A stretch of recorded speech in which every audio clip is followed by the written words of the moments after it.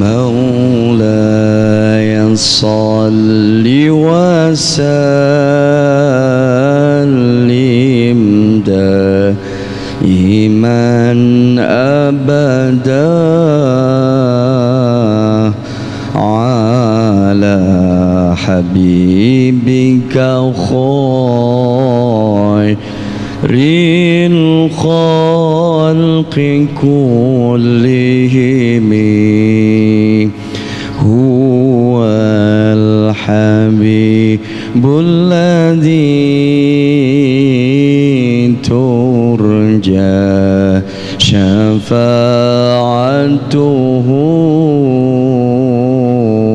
لكل هول من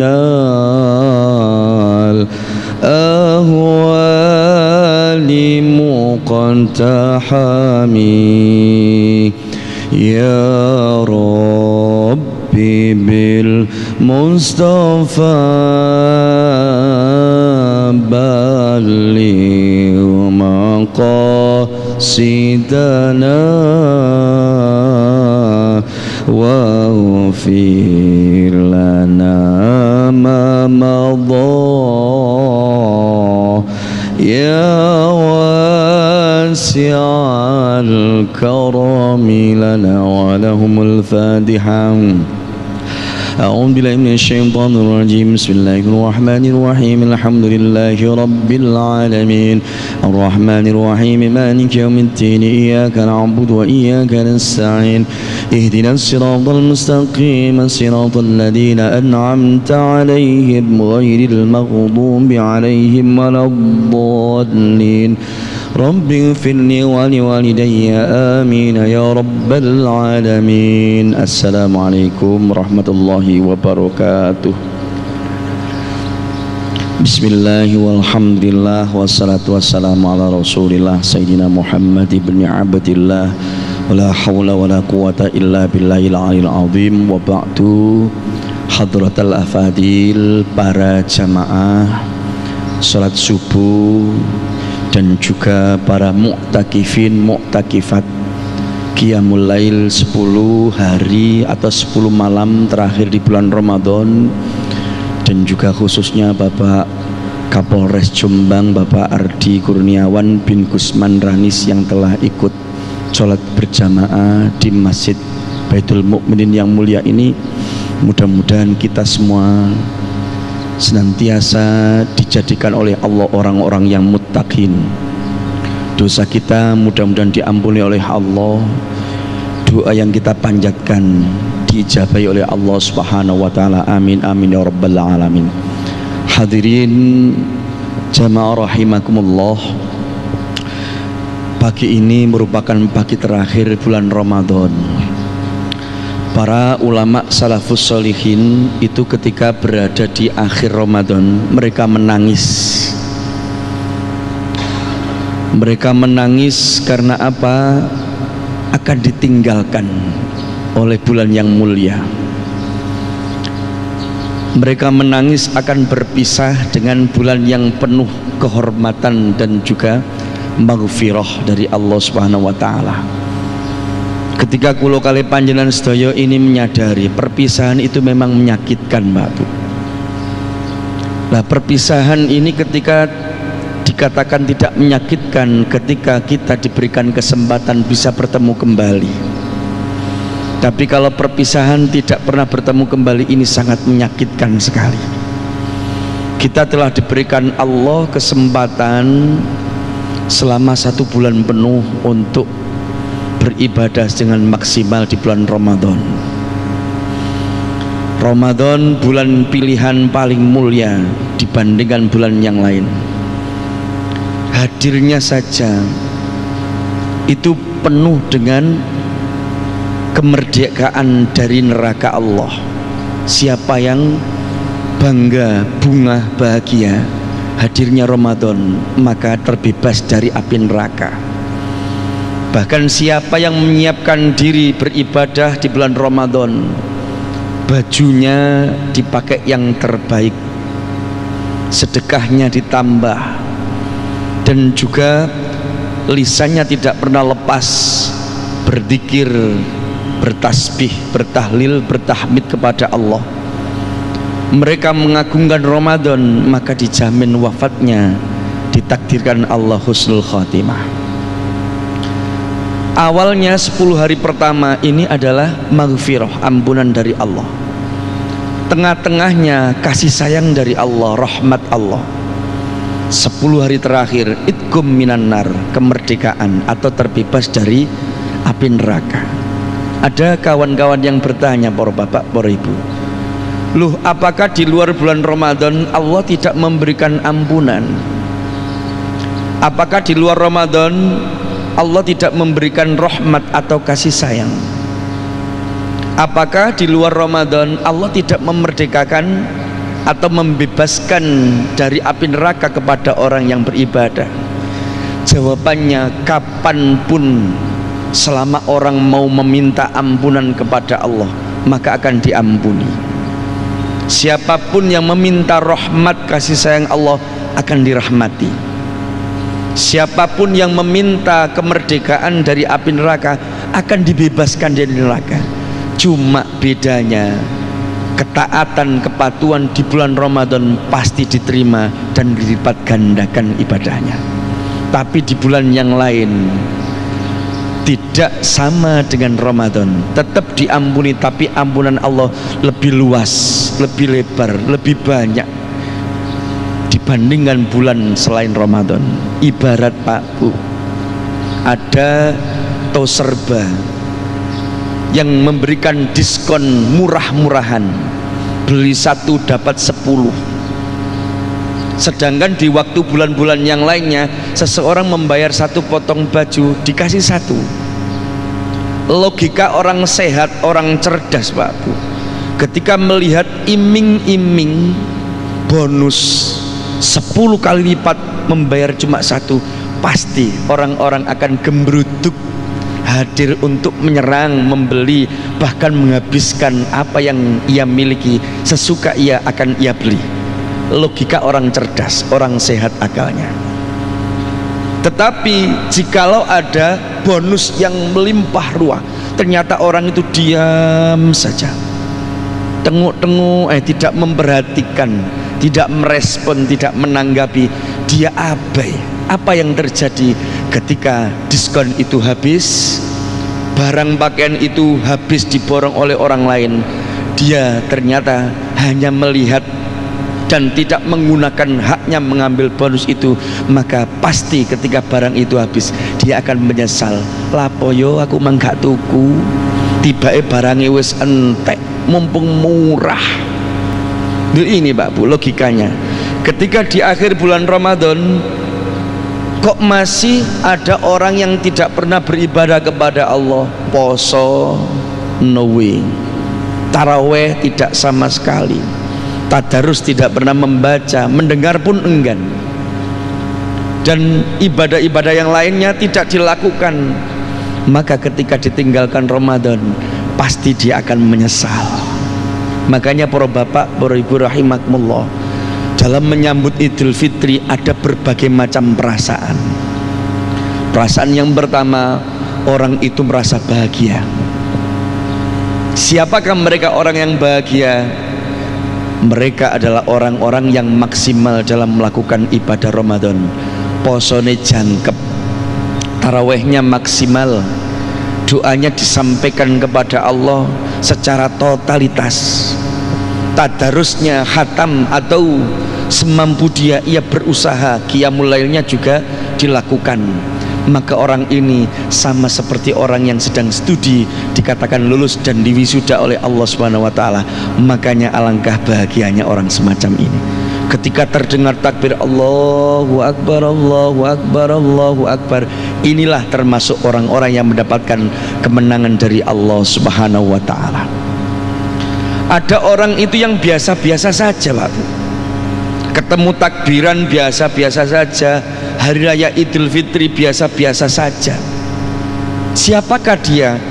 Dia adalah orang yang mohon maaf mulai awal Ramadan sampai akhir tidak pernah menjalankan ibadah di bulan Ramadan, poso, prei, traweh, prei, tadarus, tidak sama sekali.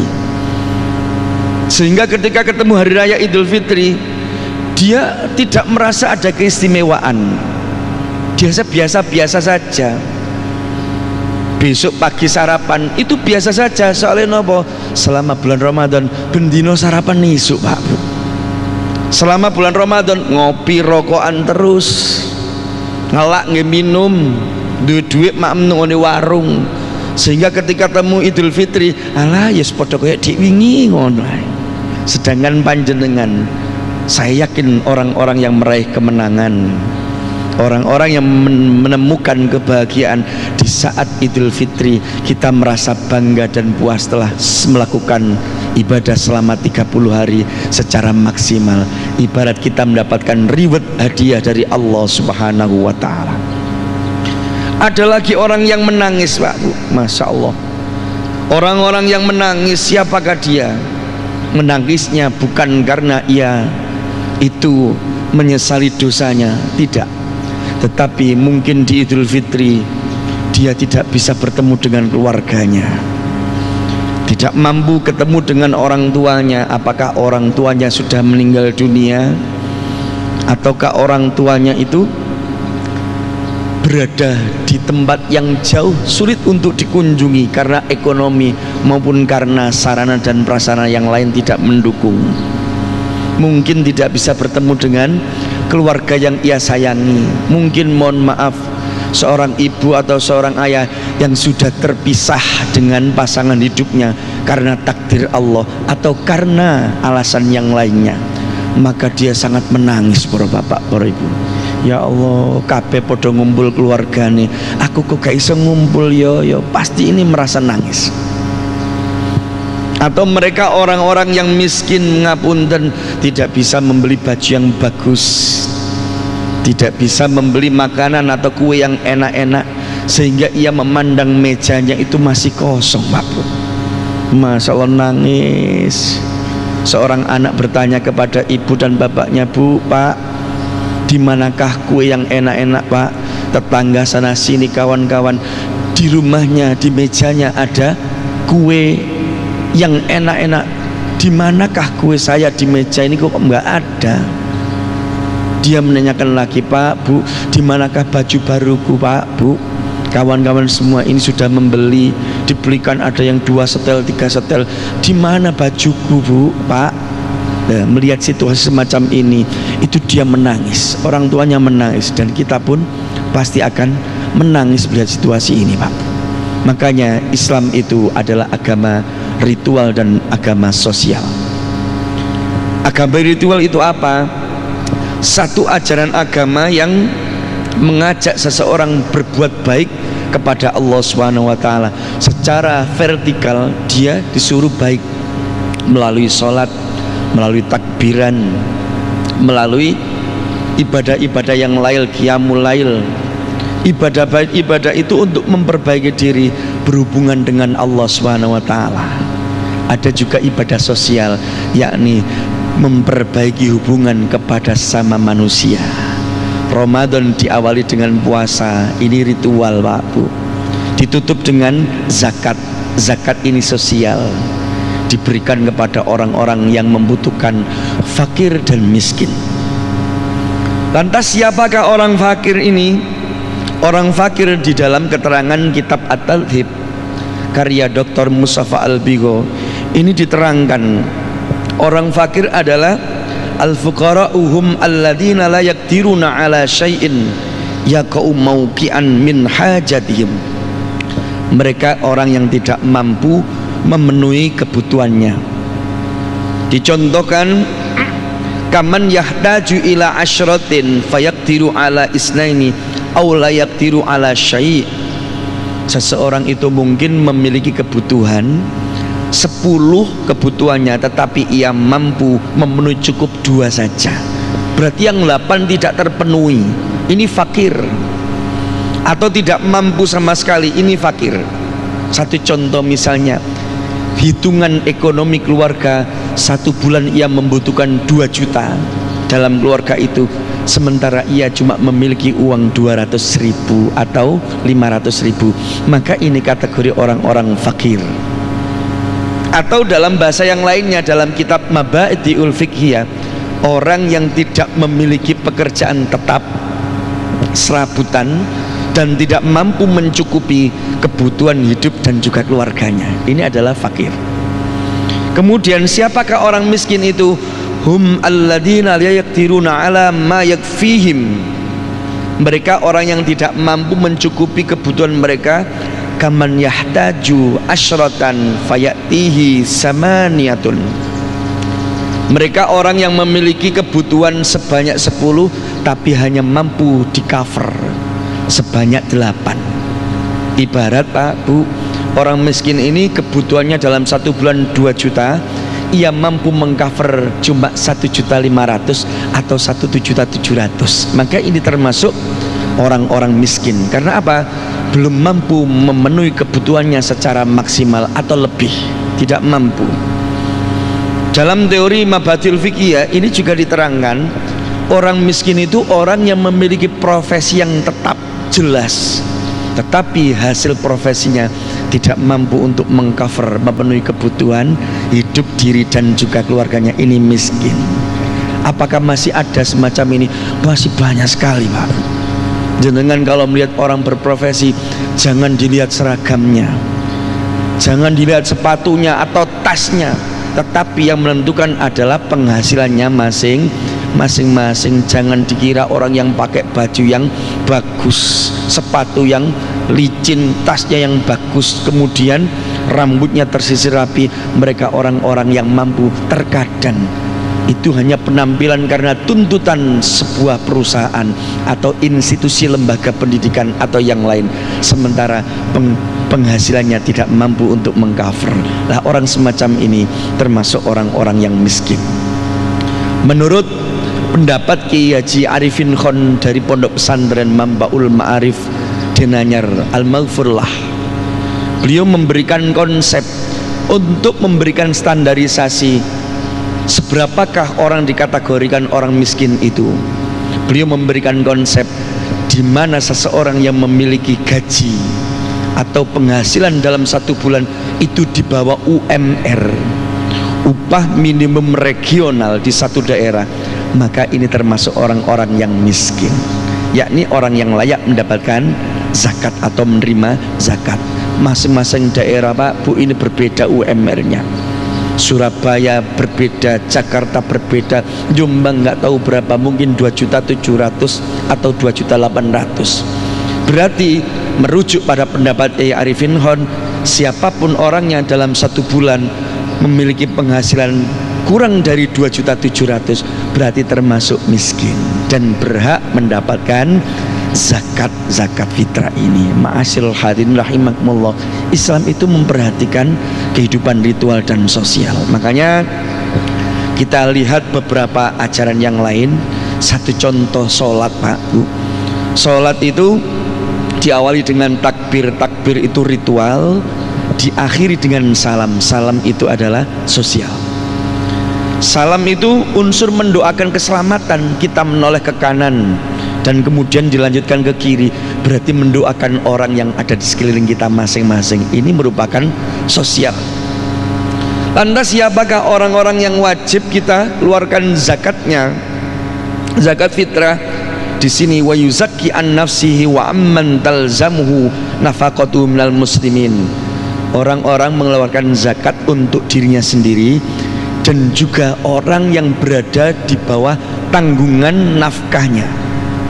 Kayak jenengan punya istri, punya anak, mereka itu adalah orang yang kita tanggung nafkahnya. Dan juga orang tua Pak Bu, atau juga garis ke atas maupun ke bawah, mereka menjadi tanggung jawab kita dalam memberikan nafkah. Makanya tidak sah ketika zakat diberikan seorang anak kepada orang tua, atau sebaliknya orang tua memberikan zakat kepada anaknya. Ini tidak sah. Kenapa? Karena orang tua menjadi tanggung jawab anak, anak menjadi tanggung jawab orang tua jikalau mereka dalam keadaan fakir atau miskin. Disinilah Islam itu memberikan batasan-batasan. Islam memberikan prosedur, memberikan konsep agar hidup ini sesuai dengan ajaran-ajaran agama. Hadirin rahimakumullah, ini mungkin yang dapat kami sampaikan untuk menutup jumpa kajian subuh di pagi hari ini. Mudah-mudahan menjadi ilmu yang bermanfaat. Rawuh panjenengan mulai qiyamul lail tadi malam sampai pagi ini mudah-mudahan diterima oleh Allah, dilipat gandakan oleh Allah. Puasa kita diterima oleh Allah, qiyamul lail dan juga tasbih iktikaf panjenengan dilipat gandakan oleh Allah menjadi ibadah yang memberikan pertolongan kita nanti di yaumil akhirah. Mudah-mudahan kita berkumpul bersama di dalam surganya Allah Subhanahu wa taala. Amin amin ya rabbal alamin. Allahumma shalli ala sayyidina Muhammad wa ala sayyidina Muhammad. Alhamdulillahi rabbil alamin.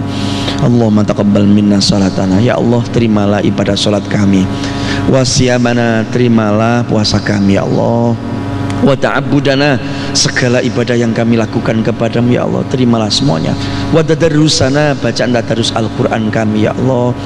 Wa tamim taksirana, ya Allah, seandainya ibadah kami, bacaan Al-Quran kami masih jauh dari kesempurnaan, puasa kami masih terdapat cacat ya Allah, salat kami masih terdapat tidak sempurna ya Allah, kami mohon kepadamu sempurnakanlah ibadah-ibadah kami ya Allah. Jikalau ada kekurangan, tutupilah kekurangan tersebut atas anugerahmu ya Allah. Waqtim lana walahum bil iman, ketika engkau panggil kami ya Allah sesuai ajalmu, panggillah kami dalam membawa iman. Bihusnil khatimah wadkhilnal jannata ma'al abrar, masukkanlah kami semua ya Allah ke dalam surgamu bersama dengan orang-orang yang ahli melakukan kebaikan. Hasil maqasidana ya Allah, seluruh yang hadir ini memiliki hajat, cita-cita, harapan kepadamu ya Allah. Cita-cita kami, harapan kami dan anak-anak keluarga kami, berikanlah keberhasilan, kesuksesan kami kepada juga mereka. Wa yassir lana umurana wa umurahum, jikalau terdapat kesulitan ya Allah, berikanlah kemudahan kepada kami dan mereka. Washfi mardana wa mardahum, jikalau kita dan juga keluarga kami ya Allah masih terdapat orang-orang yang tertimpa penyakit, tertimpa musibah, berikanlah kesembuhan kepada kami dan mereka. Rabbana atina fid dunya hasanah wa fil akhirati hasanah wa qina adzabannar. Wassallallahu ala sayyidina Muhammadin nabiyil ummi wa ala alihi wasallam. Walhamdulillahi rabbil alamin. Al-Fatihah. Alhamdulillah bismillahirrahmanirrahim. Alhamdulillahirrahmanirrahim. Suratul ladzina an'amta 'alaihim ghairil maghdubi 'alaihim waladdallin. Wassalamualaikum warahmatullahi wabarakatuh.